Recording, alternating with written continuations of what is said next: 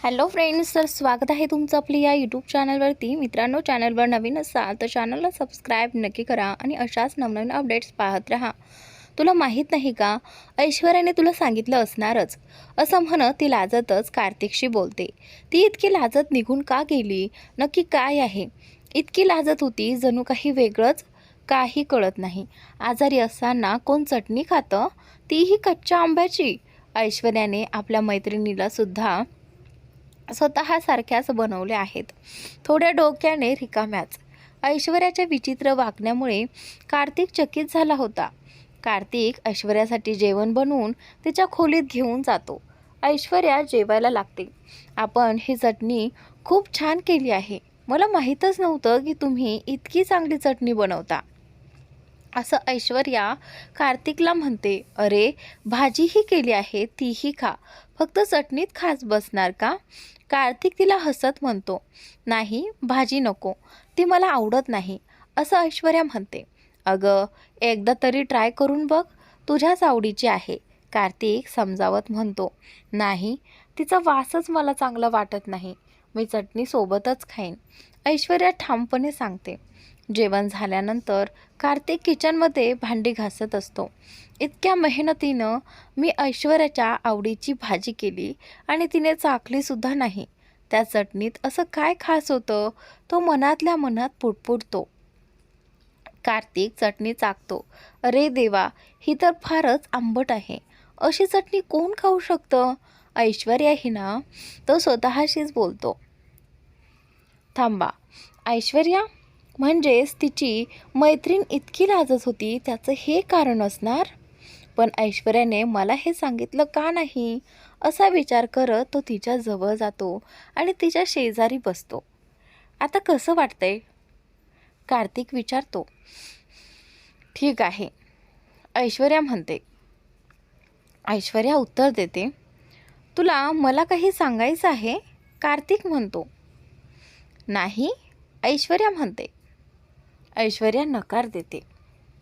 खरंच काहीच नाही, कार्तिक पुन्हा विचारतो. नाही, ती पुन्हा म्हणते. तुझी मैत्रीण आली होती, ज्या चटणीची तुला खूप आवड लागली होती ना, तीच चटणी ती घेऊन आली होती, कार्तिक सांगतो. अच्छा, ती म्हणाली. ऐश्वर्या फक्त एवढंच म्हणते. आताही नाही, कार्तिक विचारतो. काय? ऐश्वर्या गोंधळून विचारते. काही बोलायचं आहे का? काही सांगायचं आहे? कार्तिक शांतपणे म्हणतो. नाही, ती म्हणते. म्हणजे तू मला सांगणारच नाहीस? कार्तिक थोडा नाराज होऊन म्हणतो. काय? ऐश्वर्या विचारते. अजून तयार नाहीस का? सांगायचं नकोय का? कार्तिक पुन्हा विचारतो. मला काहीच कळत नाही, ऐश्वर्या म्हणते. जे मला तुझ्याकडून कळायला हवं होतं ते तुझ्या मैत्रिणीने सांगितलं, कार्तिक म्हणतो. असं नाही, ऐश्वर्या म्हणते. मग मला का नाही सांगितलं? माझा हक्क आहे ते जाणून घेण्याचा, त्यासाठी काही पैसे लागत नाहीत, कार्तिक ठामपणे बोलतो. मी घाबरले होते, ऐश्वर्या हळू आवाजात म्हणते. का? कार्तिक विचारतो. इतक्या कष्टाने आपलं नातं सावरलं आहे. मला वाटलं तुम्हाला मूल हवं आहे की नाही माहीत नाही, ऐश्वर्या म्हणते. अशा गोष्टी बोलू नकोस. जर नको असतं तर आपण प्रोटेक्शन वापरलं असतं. तुला नको होतं तर मला सांगितलं असतंस ना, कार्तिक म्हणतो. असं नाही, ऐश्वर्या पुन्हा म्हणते. ऐश्वर्या म्हणताच कार्तिकच्या छातीवर डोकं ठेवून रडू लागते. आता रडणं थांबव. ह्या अवस्थेत रडणं योग्य नाही, कार्तिक तिचे केस हलकेच कुरवाळत म्हणतो. दोघं बेडवर झोपलेले असतात. राजवीर मात्र खोल विचारात बुडालेला असतो. काय झालं? काय विचार करताय? जान्हवी विचारते. काही नाही, राजवीर म्हणतो. सांगा ना, जान्हवी आग्रह करते. इतकी वर्ष मी आईवर रागावलेलो होतो. तिने सुसाईड करण्याआधी माझ्याबद्दल एकदाही विचार केला नाही असं मला वाटायचं. ती मला सोडून कशी जाऊ शकते? मी किती चुकीचा होतो. राजवीर दुःखाने म्हणतो. यात तुमची काहीच चूक नाही. तुम्हाला तेव्हा काहीच माहिती नव्हतं. गिल्टी फील करण्याची गरज नाही. तुमची आई जिथेही असेल तुम्हाला पाहून नक्कीच खुश असेल. जान्हवी समजावत म्हणते. राजवीर जान्हवीला घट्ट मिठीत घेतो. एक गोष्ट सांगू? जान्हवी विचारते. हो, राजवीर म्हणतो. तुम्ही तुमच्या वडिलांसोबतही चुकीचं वागलात. त्यांची काही चूक नव्हती. जान्हवी म्हणते. मला या विषयावर काही बोलायचं नाही. राजवीर थांबवत म्हणतो. पण त्यांची चूक काय होती ते तरी सांगा. जान्हवी म्हणते. मला माहीत नाही, राजवीर उत्तर देतो. राज, तुम्ही कधी त्यांना शोधण्याचा प्रयत्न तरी केलाय का? ते कुठे आहेत हे जाणून घेण्याचा जान्हवी विचारते. त्यांनीही तर केला नाही, राजवीर म्हणतो. एकदा तरी त्यांच्याशी बोलून बघा, जान्हवी म्हणते. बघेन, राजवीर म्हणतो. ते कुठे आहेत तुम्हाला माहिती आहे का? जान्हवीने विचारलं. नाही, राजवीर उत्तर देतो. जान्हवी अजून काही बोलणार इतक्यात राजवीर या विषयावर पुढे काहीच बोलू इच्छित नव्हता. म्हणून त्याने विषय तिथेच थांबवला. बहाणा करत जान्हवी म्हणाली. राज, आज पूर्ण दिवस खूप खास झाला. मला थोडा वेळ झोपायचा आहे. सकाळी सकाळी कार्तिक ऐश्वर्यासाठी बेड टी घेऊन येतो. ऐश्वर्या त्याच्या छातीवर डोकं ठेवून झोपते. काय झालं? काय विचार करतेस? कार्तिक तिला विचारतो. थोडा वेळ गप्प राहून ऐश्वर्या म्हणते. कार्तिक, आपण आपलं बाळ अर्जुन भैया आणि मीशा भाभीला देऊया का? हे ऐकताच कार्तिक स्तब्ध होऊन तिच्याकडे पाहत राहतो. तू म्हणशील तर? त्यांच्या आयुष्यात पुन्हा कोणतीच अडचण येणार नाही आणि देवाची इच्छा असेल तर आपण पुन्हा कधीतरी बाळाचा विचार करू. ऐश्वर्या शांतपणे म्हणते. ठीक आहे, पण नीट विचार कर. एकदा त्यांना सांगितलं की मग मागे फिरता येणार नाही. कार्तिक गंभीरपणे म्हणतो. हो, ऐश्वर्या मान हलवते. आईसाठी आपलं बाळ देणं फार कठीण असतं. कार्तिक हळू आवाजात म्हणतो. मला माहिती आहे, पण मला हेही माहिती आहे की भैया आणि भाभी आपल्या बाळाची माझ्यापेक्षाही जास्त काळजी घेतील. ऐश्वर्या ठामपणे म्हणते. ठीक आहे, तुला बरं वाटेल तर आपण गावाला जाऊया, कार्तिक म्हणतो. हो, ऐश्वर्या उत्तर देते.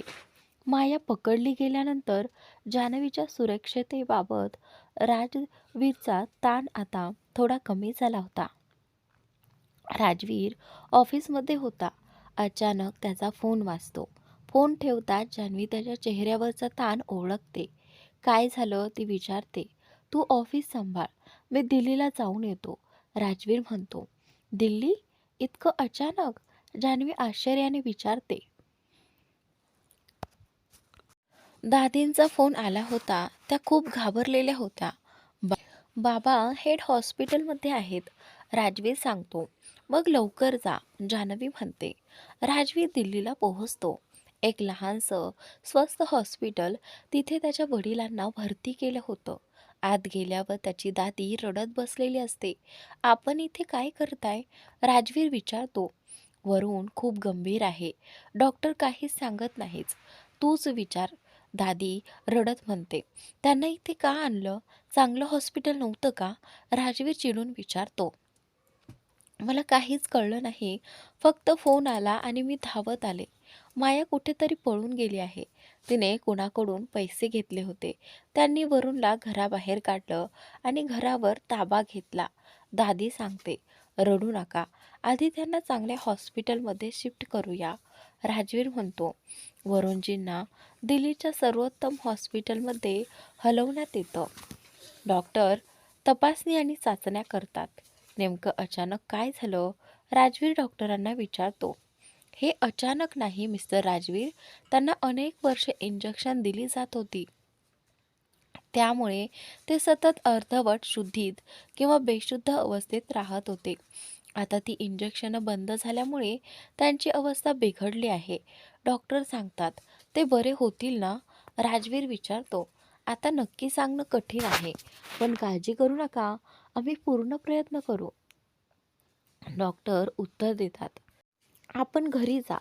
राजवीर दादींना म्हणतो, नाही, मी इथेच थांबणार. दादी हट्ट धरतात. हट्टीपणा करू नका.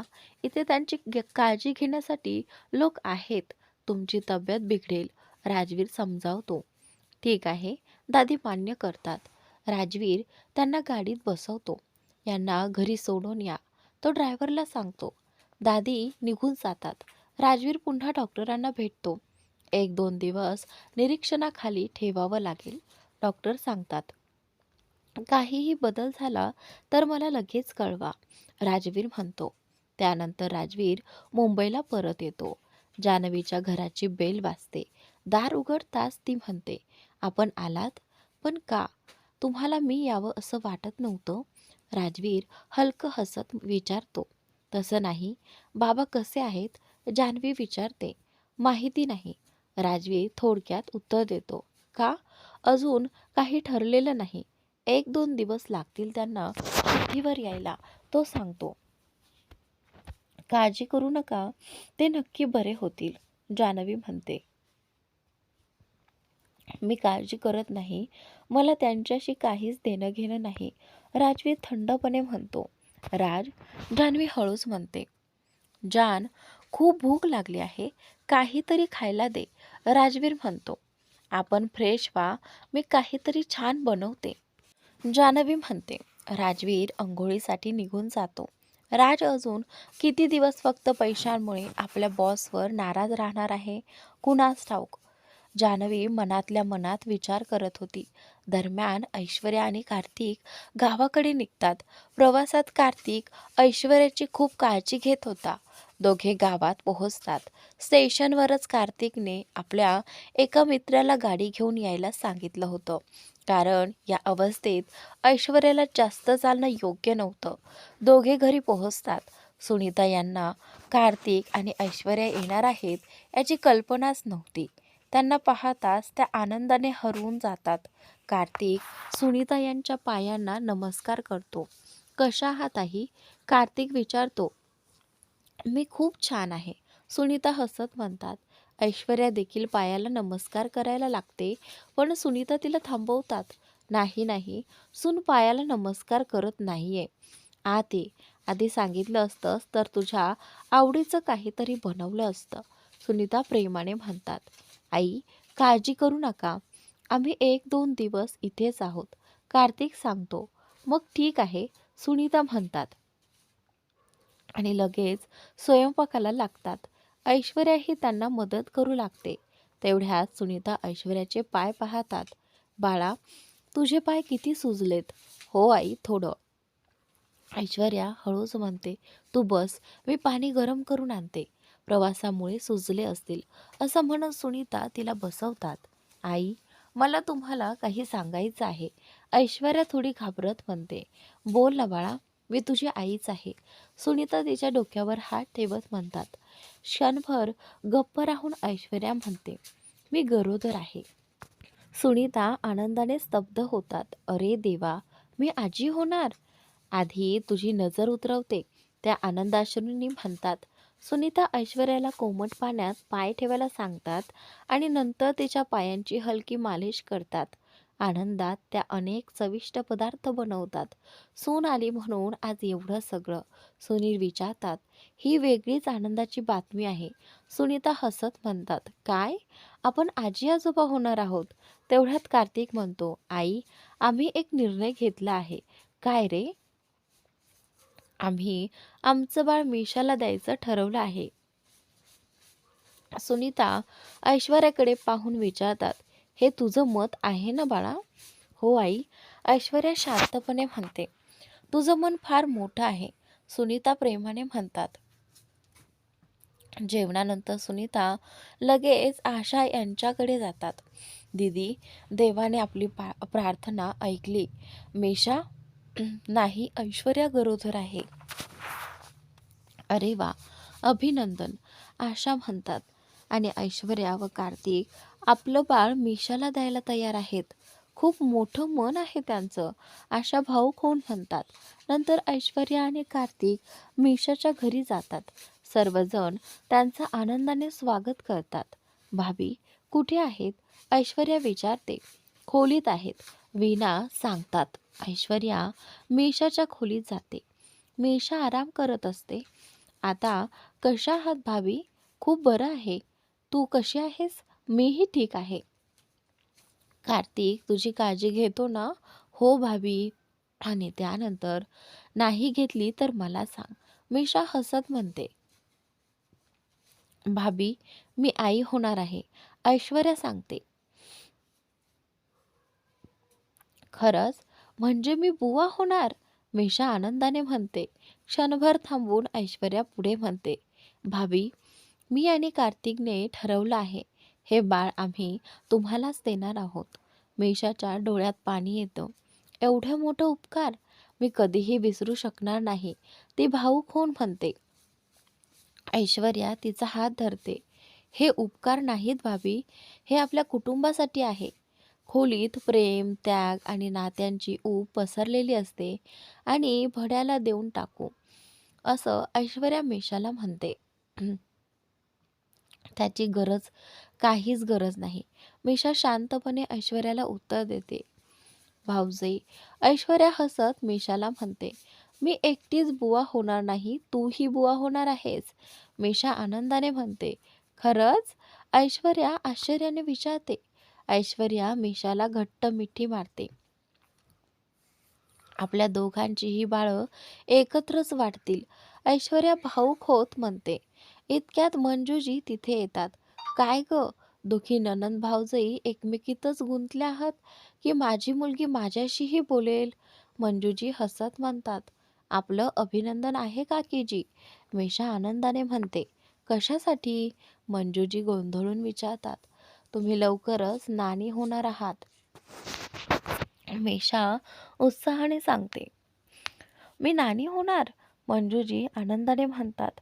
त्या ऐश्वर्याच्या कपाळावर प्रेमाने चुंबन देतात. नेहमी आनंदी राहा माझ्या बाळा, मी बाहेर जाऊन सगळ्यांना सांगून येते, असं म्हणत मंजूजी आनंदात बाहेर जातात. आणि ऐश्वर्याच्या प्रेग्नन्सीची बातमी सगळ्यांना सांगतात.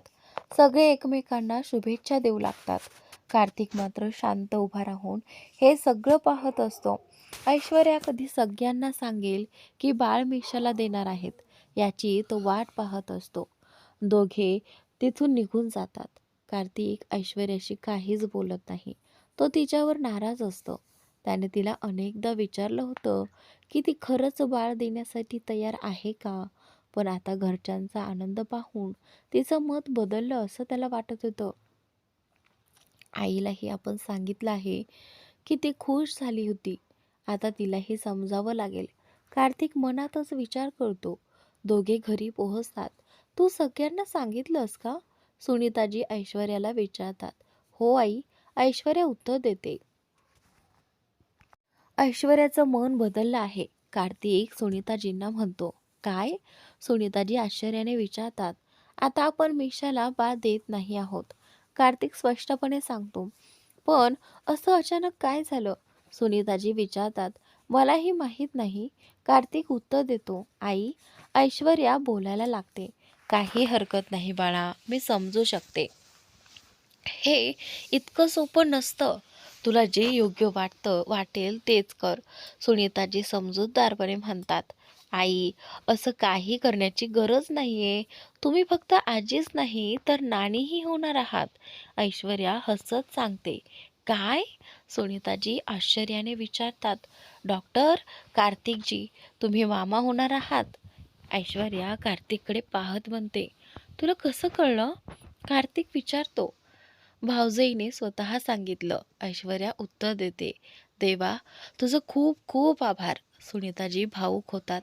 मी मंदिरात जाऊन येते. आई, चप्पल तरी घाला. कार्तिक म्हणतो.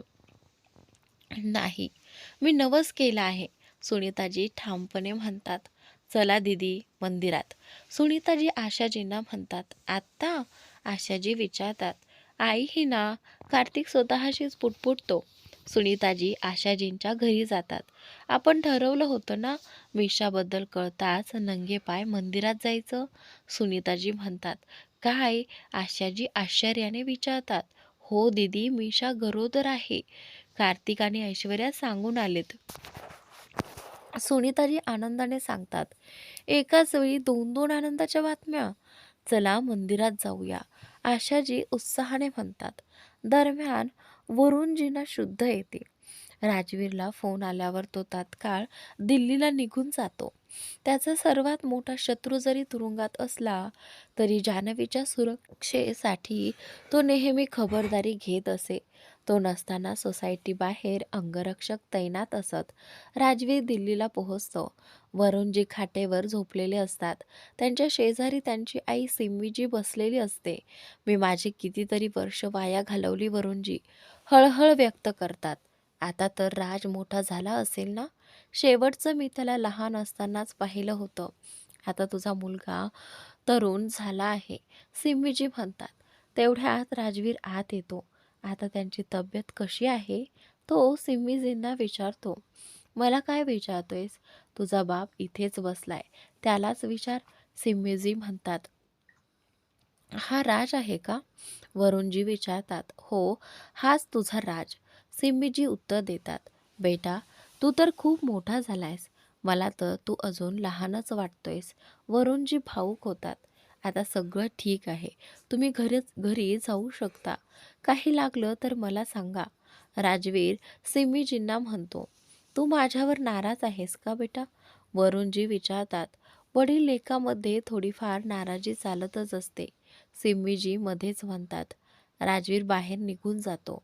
तो माझ्याकडे पाहायलाही तयार नाही, वरुणजी हळहळ व्यक्त करतात. तो त्याच्या आयुष्यात खूप उशिरा आलास. थोडा राग तो दाखवणारच. त्याने संपूर्ण बालपण आई वडिलांशिवाय काढलं आहे. एवढं तरी तो करेलच, सिम्मीजी समजावतात. तू थांब, मी येते. राजवीरची आजी बाहेर निघून गेली. राजवीर तिथेच उभा होता. आपल्या वडिलांवर इतका राग धरू नकोस, सिम्मीजी राजवीरला म्हणाल्या.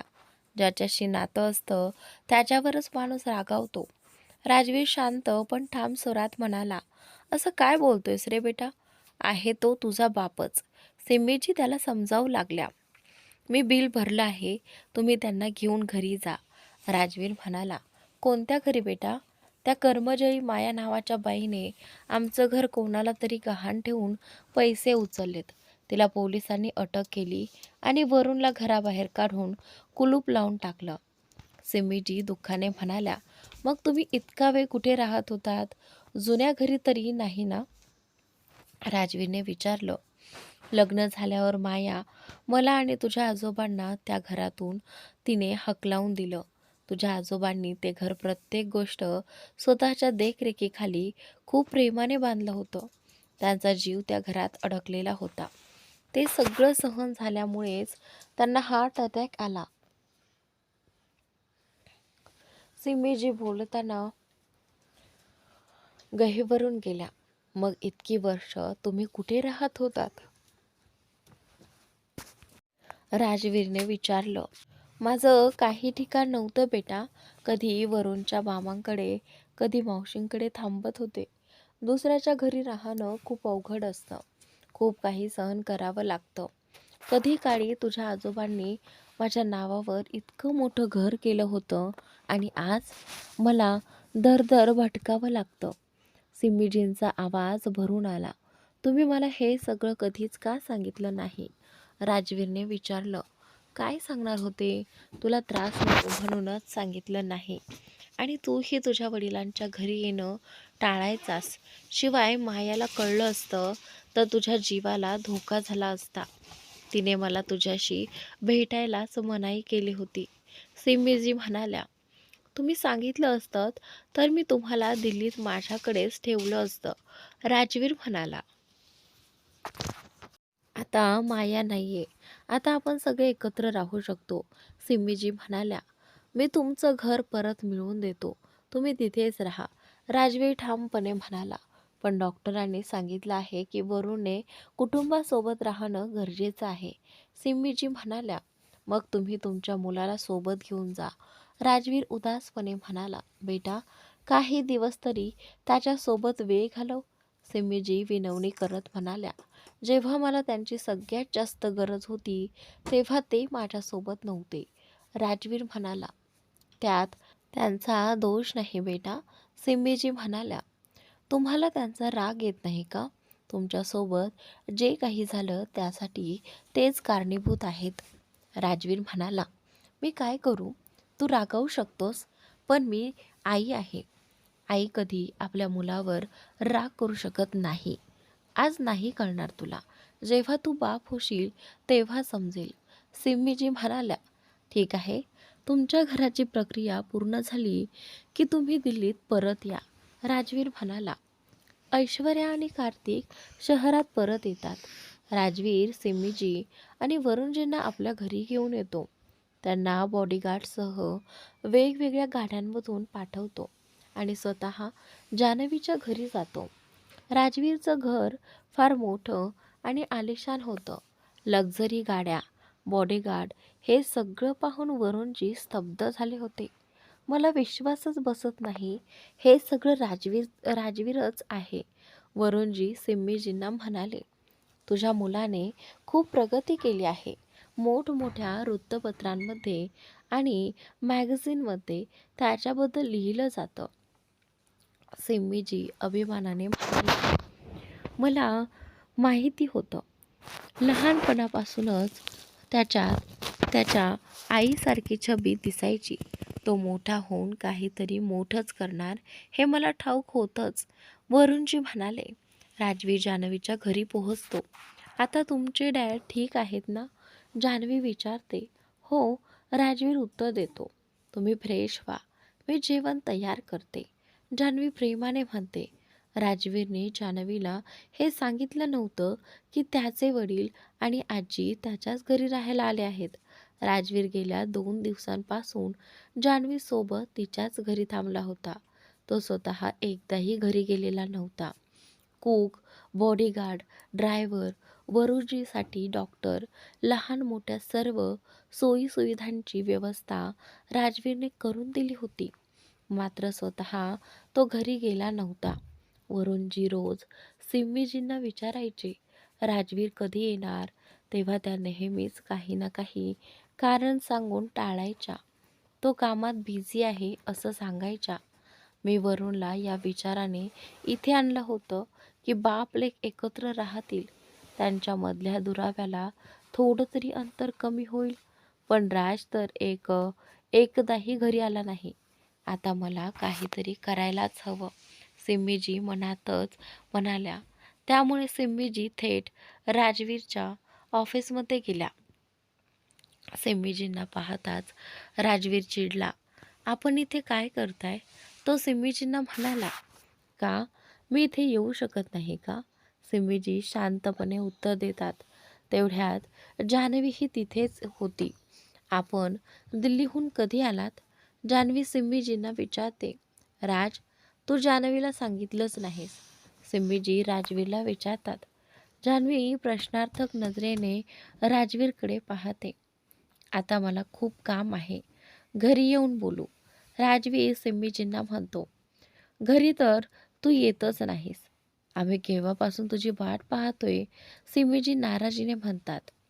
आपण मुंबईला आलात आणि राज, तुम्ही मला काहीच सांगितलं नाही. जान्हवी राजवीरला म्हणते. बेटा, मला आणि त्याच्या बाबांना इथे येऊन 2 दिवस झाले. सिम्मीजी जान्हवीला सांगतात. राज, तुमचे डॅड आले आहेत आणि तुम्ही मला सांगितलं का नाही? जान्हवी विचारते. यात सांगण्यासारखं काही नव्हतं. राजवीर थंडपणे उत्तर देतो. हा तर स्वतःही घरी येत नाही. आम्हाला इतकीच अडचण वाटत असेल तर आम्ही दिल्लीला परत जाऊ, सिम्मीजी म्हणतात. असं काही बोलू नका. तुम्हाला कुठेही जाण्याची गरज नाही. राज आज नक्की घरी येईल. जान्हवी त्यांना समजावते. ठीक आहे बेटा, मी वाट पाहेन. एवढं बोलून सिम्मीजी तिथून निघून जातात. आपण कुठेही जाणार नाही, राजवीर जान्हवीला म्हणतो. मी आजीला सांगितलं आहे, जान्हवी म्हणते. मग का सांगितलंस? राजवीर चिडून विचारतो. तुम्ही मला काहीच सांगितलं नव्हतं, जान्हवी म्हणते. म्हणूनच सांगितलं नाही, राजवीर उत्तर देतो. आपण घरी चाललोय, जान्हवी ठामपणे म्हणते. तू जा, मी कुठेही येणार नाही, राजवीर म्हणतो. आपण चाललोय, जान्हवी पुन्हा म्हणते. अजिबात नाही, राजवीर स्पष्ट नकार देतो. तुम्ही माझी एवढी छोटीशी गोष्टही मानणार नाही का? असं म्हणत जान्हवी त्याच्या मांडीवर बसते आणि त्याच्या गळ्यात हात घालते. असं करू नकोस. जान्हवी इतकी जवळ येताच राजवीर म्हणतो.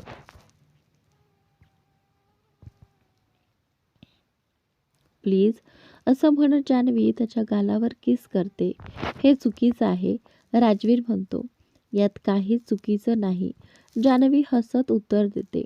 दरम्यान वरुणजींनी राजवीरच्या बॉडीगार्डला सांगून जुने नवे सगळे वृत्तपत्र आणि मासिके मागून घेतली होती, ज्यात राजवीरबद्दल काही ना काही छापून आले होते. त्यांनी ती सगळी वाचली होती. बहुतेक बातम्या राजवीरवर झालेल्या हल्ल्यांबद्दल, त्याच्या मृत्यूला अफवांबद्दल किंवा त्याच्या यशाबद्दल होत्या. कुठे त्याला मिळालेलं एखादं एवॉर्ड, कुठे त्याचा एखादा स्टार्टअप. वरुणजींनी त्या सगळ्या चांगल्या बातम्या कापून एका बोर्डावर चिकटवल्या होत्या.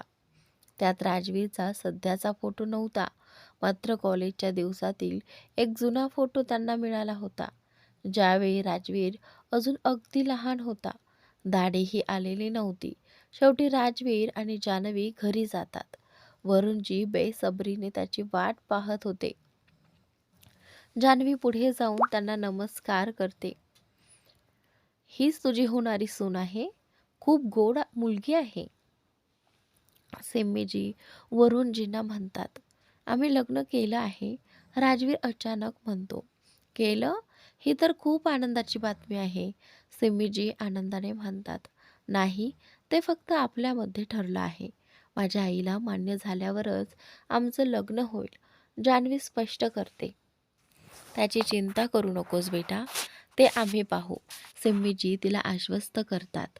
राजवीर तिथून निघून जातो. राजवीर स्वतःला दूर ठेवतोय हे पाहून वरुणजीही उदास होऊन तिथून निघून जातात. पाहिलंस ना, अजूनही नाराज आहे. देव जाणे किती दिवस असाच राहील, सिम्मीजी जान्हवीला म्हणतात. तुम्ही काळजी करू नका, तो लवकरच ठीक होईल. थोडासा राग आहे, तो शांत झाला की सगळं आपोआप ठीक होईल, जान्हवी म्हणते. तसंच हो, सिम्मीजी म्हणतात. होईलच, जान्हवी ठामपणे उत्तर देते. यानंतर जान्हवी वरुणजींच्या खोलीत जाते. त्यांच्यासाठी जेवणात काय बनवायचं ते विचारायला. खोलीच्या भिंतीकडे पाहताच ती आश्चर्याने म्हणते. हे सगळं काय आहे? हे राजचे इंटरव्ह्यू आहेत, वरुणजी जान्हवीला सांगतात. हे राजच आहे ना? किती गोड दिसतोय, राजवीरचा फोटो पाहत जान्हवी म्हणते. हो, वरुणजी हसत उत्तर देतात. आपण खूप मेहनत घेतलीत, जान्हवी म्हणते. तेव्हा जमलं नाही म्हणून वाटलं आता तरी का नाही, वरुणजी सांगतात. आपण राजला हे दाखवलंत का, जान्हवी विचारते. नाही, तो माझ्याशी नीट बोलत सुद्धा नाही, वरुणजी उदासपणे म्हणतात. ठीक आहे, ते सोडून द्या. तुम्ही सांगा, जेवणात काय खाणार, जान्हवी विचारते. डॉक्टरांनी हलकं खायला सांगितलंय, वरुणजी म्हणतात. खिचडी करून देऊ, जान्हवी विचारते. हो बेटा, वरुणजी म्हणतात. जान्हवी जेवण बनवायला सांगते. नंतर ती राजवीरला बोलवायला त्याच्या खोलीत जाते. तो लॅपटॉपवर काम करत असतो. राज, तुम्ही नेहमीच काम करत असता का, लॅपटॉप बंद करत जान्हवी विचारते. मग काय करू, तुमच्याकडे तर माझ्यासाठी वेळच नसतो, राजवीर उत्तर देतो. असं आहे का? जान्हवी म्हणते. हो, राजवीर थोड्या रागात म्हणतो. चला, जान्हवी म्हणते. काय? राजवीर विचारतो. जेवायला, जान्हवी सांगते. इथेच आणून द्या, राजवीर म्हणतो. नको ना, सगळे मिळून बसून जेवूया, जान्हवी आग्रह करते. जान, त्रास देऊ नकोस, राजवीर म्हणतो. प्लीज, जान्हवी विनंती करते. ठीक आहे, चल, राजवीर मान्य करतो. सगळे एकत्र बसून जेवायला लागतात. खूप छान वाटतंय ना, सगळे एकत्र जेवत आहोत, सिम्मीजी म्हणतात. राज, तुला पियानो वाजवायची आवड होती ना, अजूनही वाजवतोयस का? वरुणजी विचारतात. तुम्ही पियानो वाजवतायत? मला कधीच सांगितलं नाही, जान्हवी आश्चर्याने म्हणते. राजला फार छंद होता, तो खूप छान वाजवायचा, शाळेत बक्षीसही मिळालं होतं, वरुणजी सांगतात. बोला ना राज, जान्हवी म्हणते. मला असं काही आठवत नाही, राजवीर थंडपणे म्हणतो. तो जेवण संपवून निघून जातो. वरुणजीही शांतपणे तिथून निघून जातात. वरुणजीही खूप छान पियानो वाजवायचे. बाप लेक एकत्र वाजवताना किती छान दिसायचे. पण वडिलांवरच्या रागामुळे राजने पियानोही सोडून दिला, सिम्मीजी जान्हवीला सांगतात. जान्हवी बॉडीगार्डला पियानो आणायला सांगते. ती राजवीरच्या खोलीत जाते. चला ना राज, जान्हवी म्हणते. काय आहे जान? राजवीर विचारतो. चला, जान्हवी पुन्हा म्हणते. का सतत त्रास देतेस? राजवीर चिडतो. तुम्ही एवढे त्रस्त का आहात? जान्हवी विचारते. कारण तू फार हट्टी आहेस, माझं कधीच ऐकत नाहीस, नेहमी मनासारखंच करतेस, राजवीर म्हणतो. ठीक आहे, मग येऊच नका, जान्हवी रागात म्हणते आणि निघूनही जाते. आता रागावली, बरंच आहे, माझं ऐकत नाही तर बोलायचंच नाही, राजवीर मनात म्हणतो. पण लगेच तो तिच्या मागे जातो. चाललाच आहे, चाललोच आहे, नाही मांडलं तर रागवणारच. तो स्वतःशीच उठपुटतो. हे काय आहे? राजवीर विचारतो. मला तर पियानो दिसतोय, जान्हवी म्हणते. राजवीर निघून जायला लागतो तेव्हा जान्हवी त्याला थांबवते.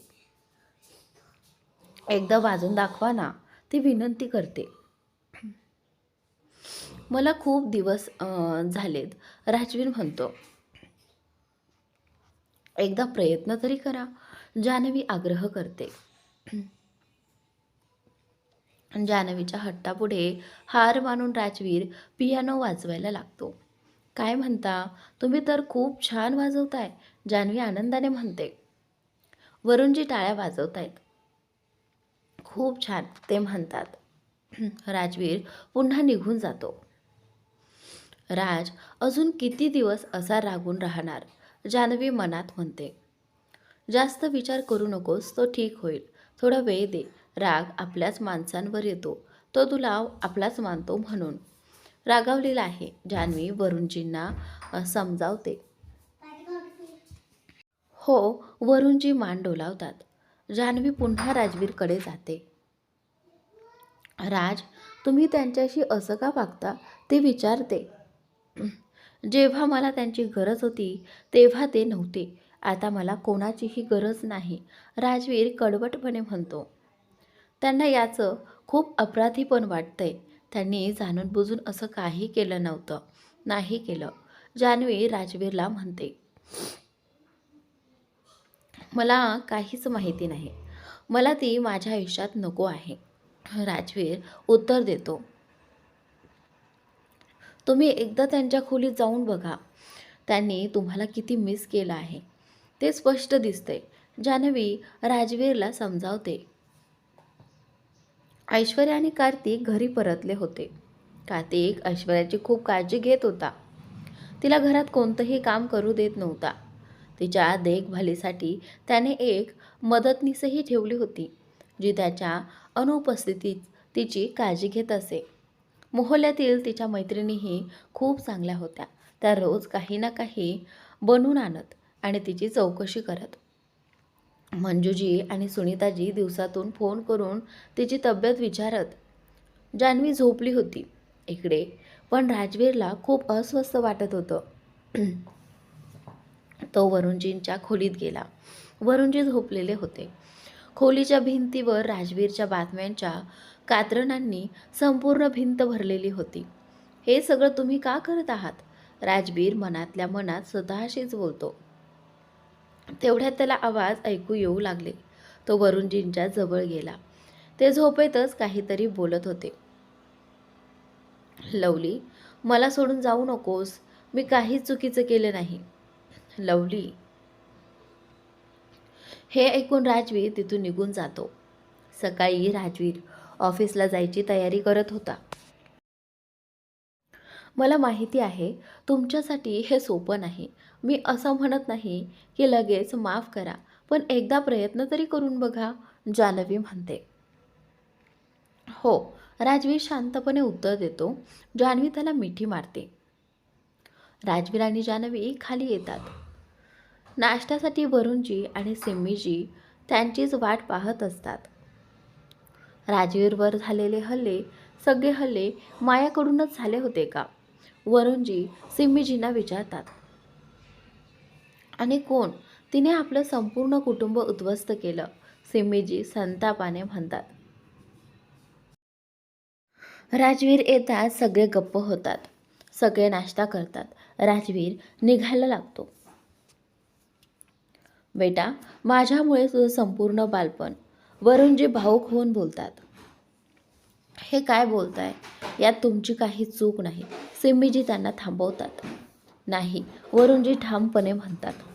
बेटा, आम्ही दिल्लीला जाणार आहोत. आता तुला आणखी त्रास देणार नाही. मला माहिती आहे तू माझ्यावर खूप नाराज आहेस. तुम्हाला कुठेही जाण्याची गरज नाही. एवढंच बोलून राजवीर तिथून निघून जातो. या बापलेकाचं काहीच कळत नाही. सिम्मीजी जान्हवीला म्हणतात. काळजी करू नका, सगळं नीट होईल. राजला थोडा वेळ द्या. जान्हवी समजावते. राजवीर पूर्णपणे बदलला नव्हता, पण आधीपेक्षा थोडा शांत झाला होता. वरुणजी काही विचारतात तर तो थेट उत्तर देऊ लागला होता. कुणाच्या माध्यमातून नाही, तर थेट त्यांच्याशीच बोलू लागला होता. नातं पूर्णपणे सुधारलं असं म्हणता येणार नाही, पण आधीपेक्षा नक्कीच चांगलं झालं होतं. राजने वरुणजींशी बोलायला सुरुवात केली, याचा मला खूप आनंद आहे, जान्हवी सिम्मीजींना सांगते. मलाही किमान बाप लेकात संवाद तरी सुरू झाला, सिम्मीजी म्हणतात. राजवीर घराच्या पार्कमध्ये एकटा उभा होता. त्याला एकटं पाहून वरुणजी त्याच्या जवळ जातात. बेटा, काम कसं चाललंय? वरुणजी विचारतात. चांगलं आहे, राजवीर थोडक्यात उत्तर देतो. तुझी आई असती ना, तर तिला तुझा खूप अभिमान वाटला असता. तीही तुझ्यासारखीच होती. तिला तिच्या कामावरती आणि बिझनेसवर खूप प्रेम होतं, वरुणजी सांगतात. राजवीर काहीच बोलत नाही. जान्हवीची नेहमी काळजी घे. कामाला कधीही तिच्यापेक्षा वर ठेवू नकोस. काम चालतच राहील. ती खूप चांगली मुलगी आहे आणि तुमच्या नात्यात तिसऱ्याला कधीही जागा देऊ नकोस. अगदी थट्टेत सुद्धा नाही. असं बोलताना वरुणजींचे डोळे पाणावतात.